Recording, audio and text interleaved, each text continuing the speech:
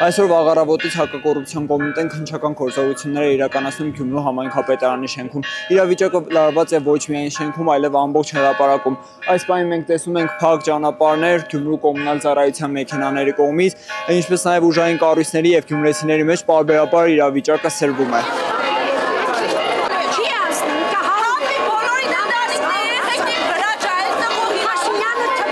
Մեր տեսախցիկը ֆիքսեց, թե ինչպես մեկ անձ տապակունությունով տեղափոխվեց բժշկական կենտրոն ինքնազգացողության վատ թրացման պատճառով։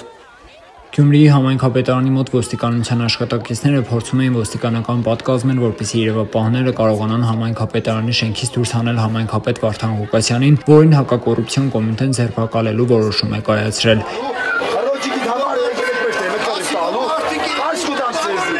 Բախումներ եղան ոստիկանների եւ քաղաքացիների միջև, կան նաեւ բերման ենթարկվածներ։ Թե կոնկրետ քանի անձ է ձերբակալվել, այս պահին թվեր չի հրապարակվել ներքին գործերի նախարարության կողմից։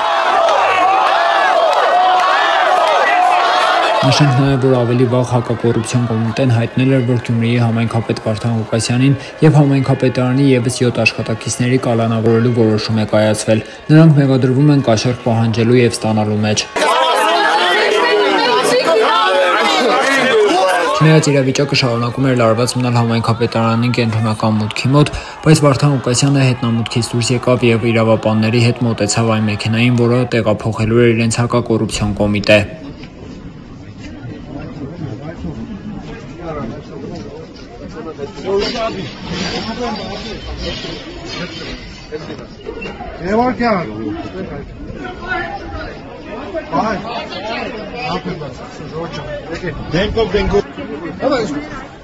Վարդան Ղուկասյանի իրավապաշտպան Արամայիս Հայրապետյանն էլ նշեց, որ ձայնագրությանը ծանոթացել է մամուլի միջոցով, բայց այնտեղ էլ կաշառքի մասին բան չի ասվում։ Ես այդ ձայնագրությունը լրատվական միջոցներից եմ ծանոթացել, եւ այդ ձայնագրության մեջ էլ կաշառքի մասին ոչինչ չկա։ Ինչու են այսպես կաշառք, որովհետեւ ասեն քաղաքականություն չէ, սա կաշառք է։ Գյումրու փոխքաղաքապետ Ավետիս Առաքելյանն էլ, ով նաև Վարդան Ղուկասյանի փեսան է, հայտարարեց քաղաքապետարանի գործադուլի մասին։ Այս ամենից հետո իրավիճակը եւս մեկ անգամ սրվեց։ Քաղաքացիներն ու ոստիկանները բախվեցին, որի արդյունքում կրկին եղան բերման ենթարկվածներ։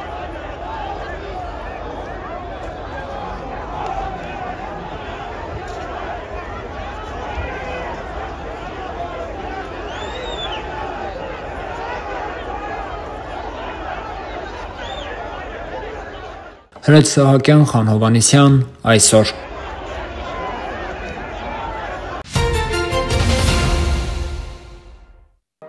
Հայաստանի Հանրապետության հակակոռուպցիոն կոմիտեի օպերատիվ հետախուզական վարչության կողմից ձեռնարկված մեծածավալ օպերատիվ հետախուզական միջոցառումների եւ գաղտնի քննչական գործողությունների արդյունքում փաստական տվյալներ են ստացվել Գյումրու համայնքի ղեկավարի եւ գլխավոր ճարտարապետի կողմից նախնական համաձայնությամբ կաշառք գումարներ պահանջելու եւ ստանալու դեպքերի վերաբերյալ։ Նախաձեռնված քրեական վարույթի շրջանակներում 8 անձանց ներառյալ համայնքի ղեկավարի նկատմամբ կայացվել են հանրային քրեական հետապնդումներ հարուցելու եւ ձերբակալելու մասին որոշումներ։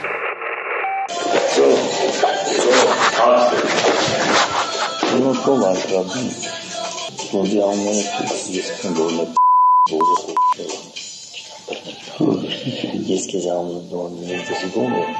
ես բնական Ես վերակազմություն կունենամ, մենք ստանցնում ենք։ Արի ազնիվ խոսարով ես, էրանեն ենք, քեզ մասանի կանի բանիքեն ենք, սոցարի պեզան ենք, ավայ կբիտ, մեկի կեն ես, ես գիտեմ քեզ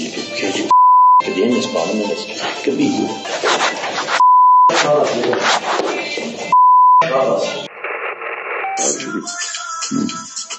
Что, не, честно, не дали. Кулак, здесь, как это здесь, научили писать. Я знаю, видишь. И фамилию мне. Специальный, он шарит. Шарит. Уже, да. Давай.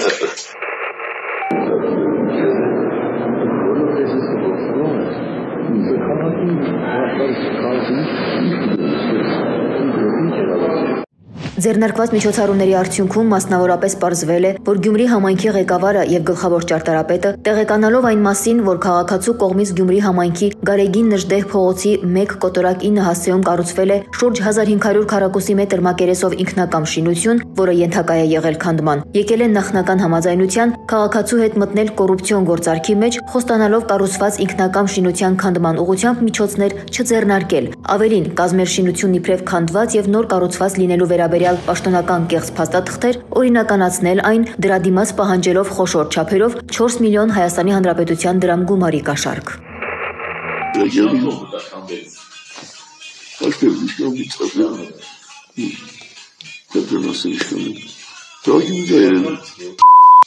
Շակալության երեսից հետ օրին ասալ էլի։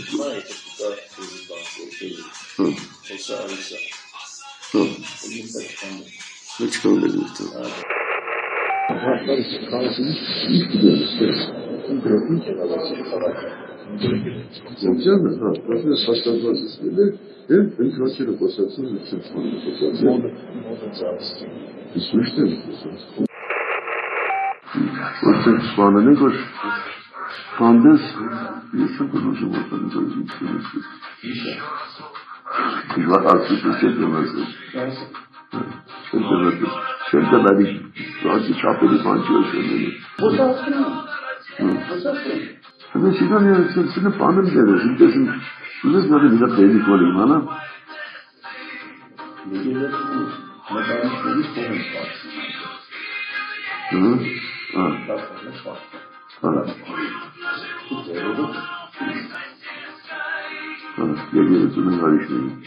Ի կատարումն իրենց հանցավոր մտադրության գլխավոր ճարտարապետը համայնքի ղեկավարի հետ նախնական պայմանավորվածության համաձայն նրա գիտությամբ տարբեր անգամներ հանդիպումներ է ունեցել ինքնակամ շինությունը կառուցած քաղաքացու հետ, քննարկումներ ունենալով քաղաքային պաշտոնյաների կողմից շինությունն օրինականացնելու գործընթացի մանրամասների, ինչպես նաև պահանջված կաշառքի առարկա գումարը փուլային գործողություն, գումար սխեմայով մաս-մաս փոխանցելու հանգամանքների շուրջ, այդ կերպ ներկայացնելով կաշառք ստանալու վերջնական պահանջ եւ ստանալով այն տալու խոստում։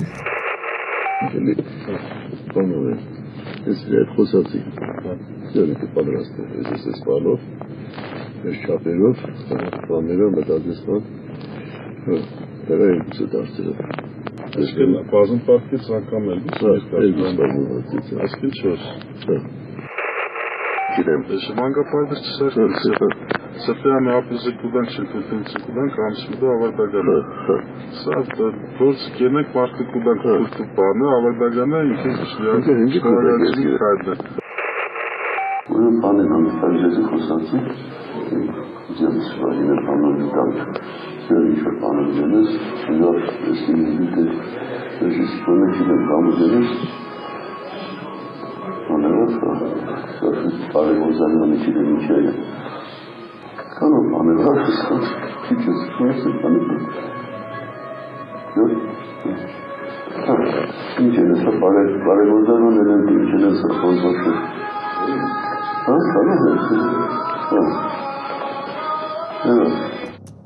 Բացի այդ, քրեական վարույթով փաստական տվյալներ են ստացվել առ այն, որ հանցավոր խմբի անդամները, ձգտելով ապահովել իրենց կոռուպցիոն գործողությունների գաղտնիությունը եւ շարունակականությունը, նպատակաուղղված թիրախավորել են Գյումրի համայնքի ավականու իրենց ոչ ցանկալի անդամներին, նրանց վերաբերյալ տարաբնույթ տեղեկություններ հավաքելու եւ շանտաժի միջոցով վերահսկելի դարձնելու հաշվարկով։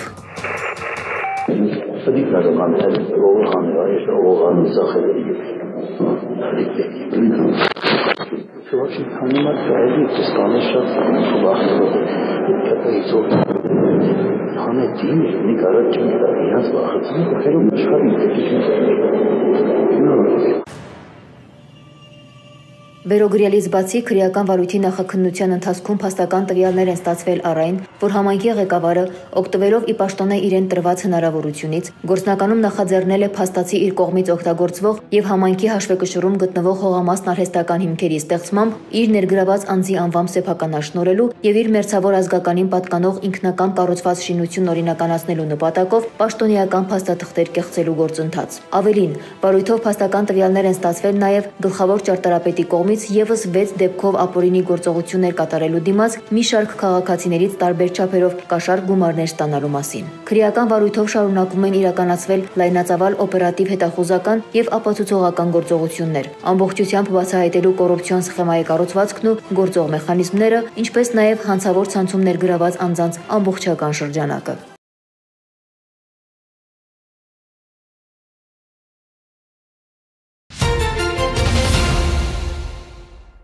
Վատիկանում Սուրբ Պետրոսի հրապարակում տեղի ունեցել arczepiskopos Իգնատիոս Մալոյանի եւ եւս 6 երանելիների սրբադասման արարողությունը, որը հանդիսապետել է նորին սրբություն Լևոն IV Պապը։ Արարողությանը ներկա է գտնվել Հայաստանի Հանրապետության վարչապետ Նիկոլ Փաշինյանը։ Արարողության ընթացքում նորին սրբություն Լևոն IV Պապը ողջունել է արարողությանը մասնակցող առաջնորդներին, որոնց թվում էին վարչապետ Նիկոլ Փաշինյանը, Իտալիայի նախագահ Սերջիո Մատարելլան եւ այլ բարձրաստիճան հյուրեր։ Սրբադասման արարողության ընթացքում ի պատիվ arczepiskopos Իգնատիոս Մալոյանի հնչել է նաև հայերեն աղոթք։ Նորին սրբությունը փոխանցել է իր խոսքն ու օրհնությունը բոլոր ներկաներին։ Միջոցառման շրջանակում վարչապետ Նիկոլ Փաշինյանը կարճատև շփում է ունեցել Իտալիայի նախագահ Սերջիո Մատարելլայի հետ։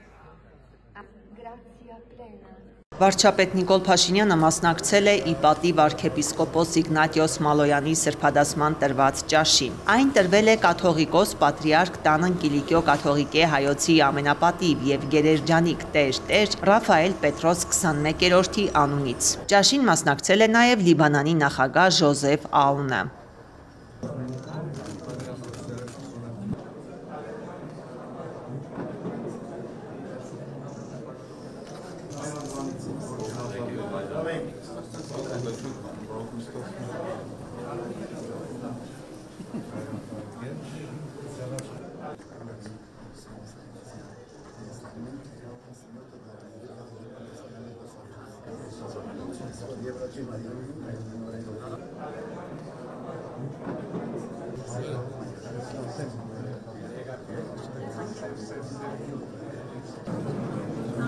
Վարչապետ Նիկոլ Փաշինյանն այցելել է Սուրբ Աթոռում Հայաստանի Հանրապետության դեսպանություն։ Վարչապետը Սուրբ Աթոռում Հայաստանի դեսպան Բորիս Սահակյանի ուղեկցությամբ շրջայց է կատարել դեսպանությունում, ծանոթացել աշխատանքային պայմաններին եւ դեսպանության գործունեությանը։ Քննարկվել են դեսպանության եւ Սուրբ Աթոռի համագործակցության ընթացիկ հարցերը, ինչպես նաեւ Հայաստանի եւ Սուրբ Աթոռի միջև հարաբերությունների հետագա զարգացման ուղղությունները։ Վարչապետ Նիկոլ Փաշինյանն այցելել է Իտալիայում Հայաստանի Հանրապետության դեսպանություն։ Վարչապետը դեսպան Վլադիմիր Կարապետյանի ուղեկցությամբ շրջել է դեսպանությունում, շփվել աշխատակազմի հետ։ Վլադիմիր Կարապետյանը մանրամասներ է ներկայացրել դեսպանության գործունեության, Իտալիայի կառավարության հետ համագործակցության ընթացքի վերաբերյալ։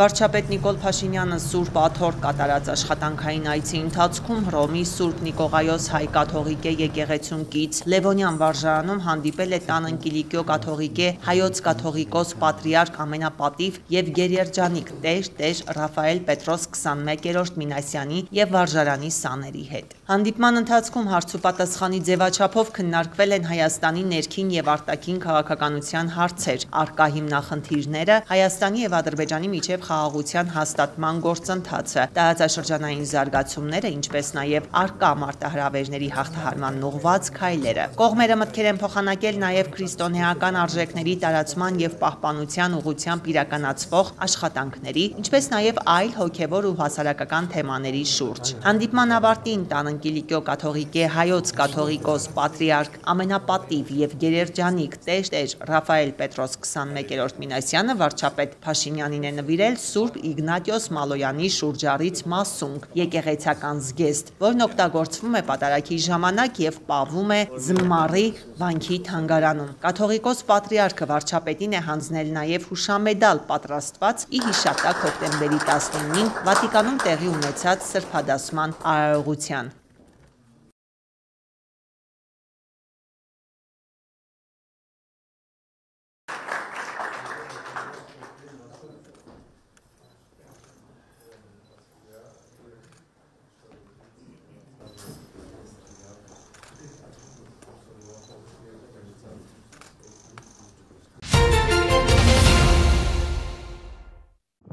Լոռվա սարերում սառնորակ ու քաղցրահամ ջրի աղբյուրներ շատ կան։ Հենց այդ աղբյուրներից էլ ջուրը մոտակա բնակավայրեր է հասնում, բայց արդեն քանի տարի է մաքուր աղբյուրի ջուրը մինչև բնակչին է հասնում, խմելու համար դառնում է անորակ, երբեմն վտանգավոր։ Ուրասարում չեն էլ հիշում, քանի տարի առաջ է կառուցվել ջրամատակարարման գործող ցանցը։ Խողովակաշարը սաղ ասենք, ծակծկոտած։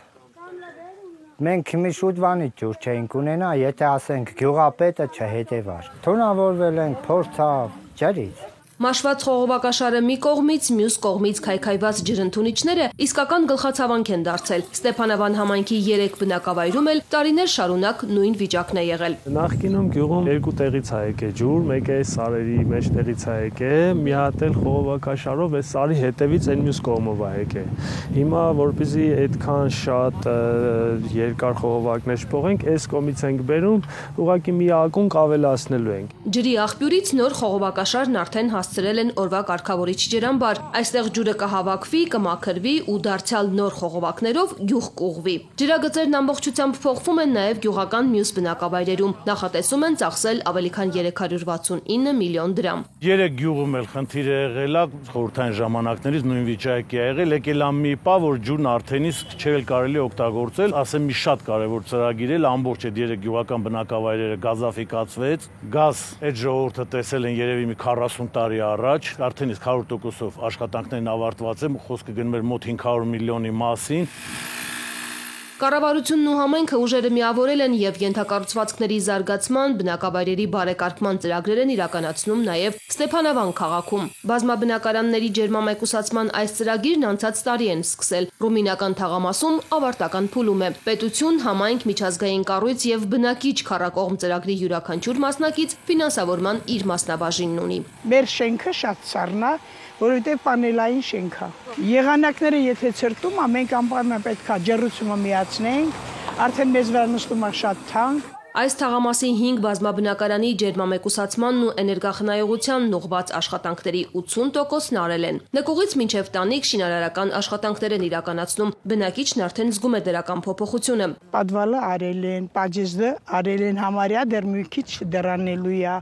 Կրիշը արել են, բոլորը արել են։ Քանի աստիճանով արդեն տաքանում է առանց ջեռուցում անելու, ինձ որ շատ լավ է։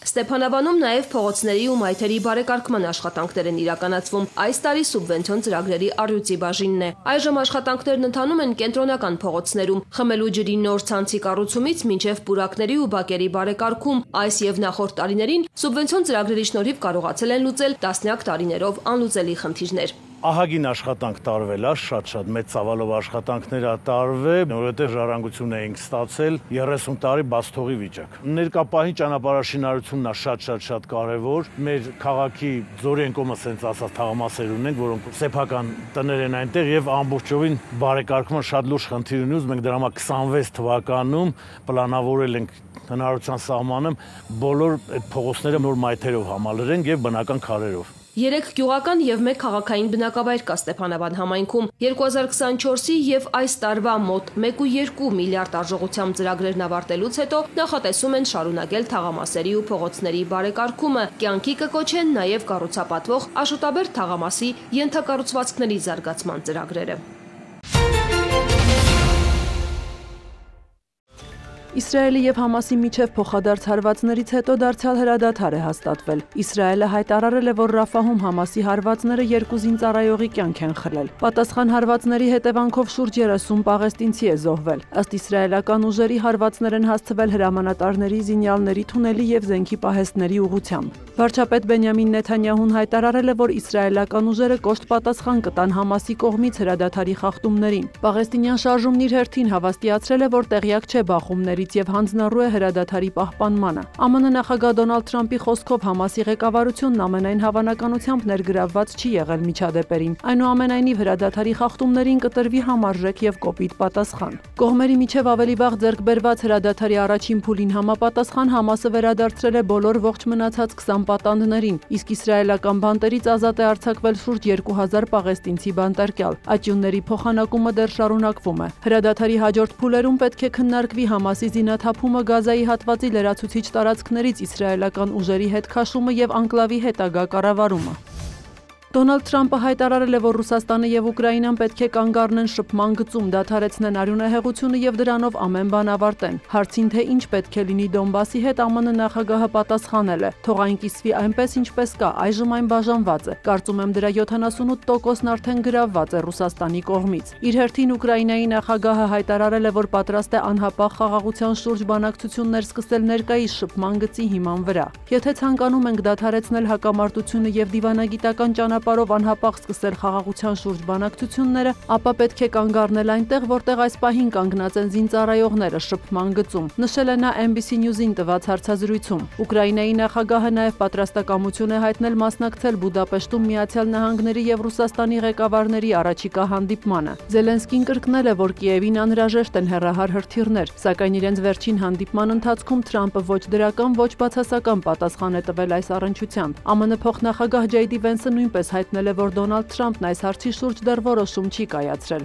Միևնույն ժամանակ Կիևը եւ Մոսկվան հայտնել են փոխադարձ հարվածների մասին։ Ուկրաինայի ուղղությամբ արձակվել է շուրջ 60 անօդաչու թռչող սարք եւ 3 բալիստիկ հրթիռ։ Թիրախավորվել է Չեռնիգովի մարզի էներգետիկ ենթակառուցվածքը։ Խարկովի մարզում մասնավոր տանն անօդաչուի հասցրած հարվածից ընտանիք է տուժել, իսկ Կրամատորսկում բնակելի տներ են վնասվել։ Ռուսական կողմը հայտնել է ուկրաինական 7 անօդաչու խոցելու մասին։ Բելգորոդի մարզում 2 մարդ է զոհվել ԱԹՍ-ից պայթուցիկների նետման պատճառով։ Զելենսկին իր հերթին հայտարարել է, որ ուկրաինական ուժերը գրեթե ամեն օր հարվածներ են հասցնում ռուսական նավթավերամշակման օբյեկտներին։ Պակիստանը եւ Աֆղանստանը համաձայնել են անհապաղ հրադադար հաստատել սահմանային բախումներից հետո։ Դոհայում Կատարի եւ Թուրքիայի միջնորդությամբ կայացած բանակցություններից հետո կողմերը համաձայնել են դադարեցնել մարտերը եւ աշխատել տևական խաղաղության եւ կայունության ուղղությամբ։ Հոկտեմբերի 25-ին պատվիրակությունների միջև եւս մեկ հանդիպում է նախատեսվում Ստամբուլում։ Մարտերը սկսվել էին հոկտեմբերի 11-ին սահմանի տարբեր հատվածներում։ Ըստ հրապարակումների Պակիստանը հարվածել է Աֆղանստանի մայրաքաղաք Քաբուլին եւ Պակտիկայի նահանգին, որտեղ Իսլամաբադի պնդմամբ գործում էին Պակիստանի ներսում հարձակումներ իրականացնող զինված խմբավորումներ։ Աֆղանստանը պատասխան հարվածներ է հասցրել միաժամանակ հերքելով, որ երկրում ապաստան է տվել զինյալների։ Երկու կողմից տասնյակ մարդիկ են զոհվել, հարյուրավոր մարդիկ վիրավորվել։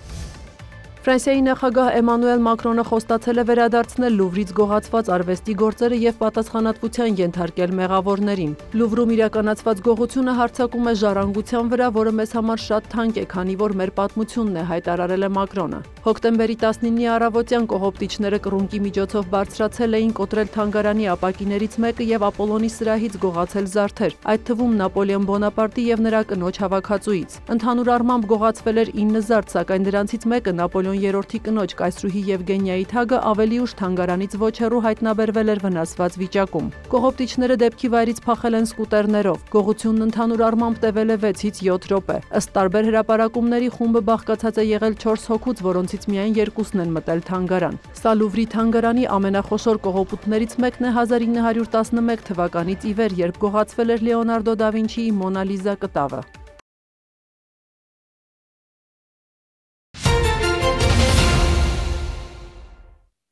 Գեղարքունիքի մարզի հանրակրթական դպրոցների շուրջ 100 ուսուցիչ մասնակցում է սոցիալական արդարությունը դպրոցում ուսուցչական համաժողովին։ Քննարկում են դպրոցում ու դասարանում արդարության իրավական, կրթական, սեռային, սոցիալական ասպեկտները։ Եթե ոչ ամբողջությամբ վերացնել, ապա գոնե նվազագույնի հասցնել հասարակության մեջ եղած անհավասարությունների արտացոլումը դպրոցում։ Փորձագետներն ու մանկավարժները միասին են փնտրում ուղիներ։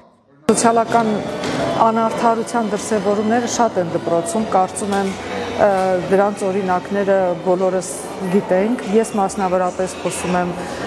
դպրոցական բուլինգի խնդրի մասին, որը սոցիալական անարդարության դրսևորումներից մեկն է, եւ յուրաքանչյուր բանախոս իր ոլորտից փորձում է իր փորձը կիսել եւ ինչ որ խորհուրդներ տալ եւ գործիքներ տրամադրել ուսուցիչներին, որոնք կարող են իրենց լսարանում օգտագործել։ Հաճախ երեխաները, որոնք անապահով ընտանիքներից են, ավելի խոցելի են դառնում բուլինգի համար եւ նմանատիպ այլ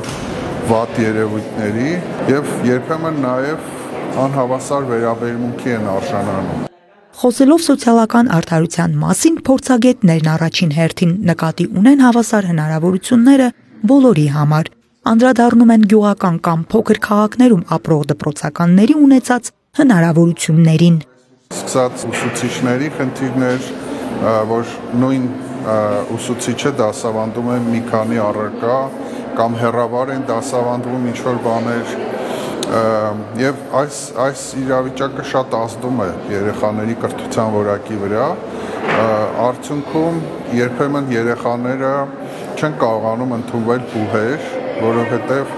մրցակից երեխաները, որոնք Երևանում են, պարապում են դասախոսների մոտ, ունեն մեծ հնարավորություններ եւ արդյունքում մենք երբեմն կորցնում ենք ավելի տաղանդավոր երեխաների, որոնք ունեն շատ մեծ ներուժ, բայց չունեն այդ հնարավորությունները, որ կարողանան հավասարապես մրցակցել։ Ուսուցչական համաժողովի ընթացքում տարբեր գործնական աշխատանքների միջոցով մանկավարժները զինվում են նոր գործիքակազմերով, երեխայակենտրոն մոտեցումների, նրանց հետ գործակցությունն առավել փոխշահավետ եւ միմյանցից ունեցած պահանջներն ու ակնկալիքները հասկանալի դարձնելու ուղղությամբ։ Մենք որպես հասարակություն շատ հաճախ տարբեր խնդիրների հանդիպելիս ասում ենք ուսուցիչն է մեղավոր, դպրոցում ինչ է սովորել աշակերտը ու հետազոտությունների մեր ծրագրերի շրջանակում հասկանում ենք, որ պետք է ուսուցչին մենակ չթողնել, պետք է ուսուցչին օգնել բովանդակությամբ, գործիքակազմով, մեթոդներով։ Սոցիալական արդարությունը դպրոցում ուսուցչական համաժողովն արդեն 4 տարվա պատմություն ունի։ Այն անցկացվել է Հայաստանի մի քանի մարզերում եւս Global to Local հասարակական կազմակերպության եւ գերմանական Friedrich Ebert հիմնադրամի գործակցությամբ։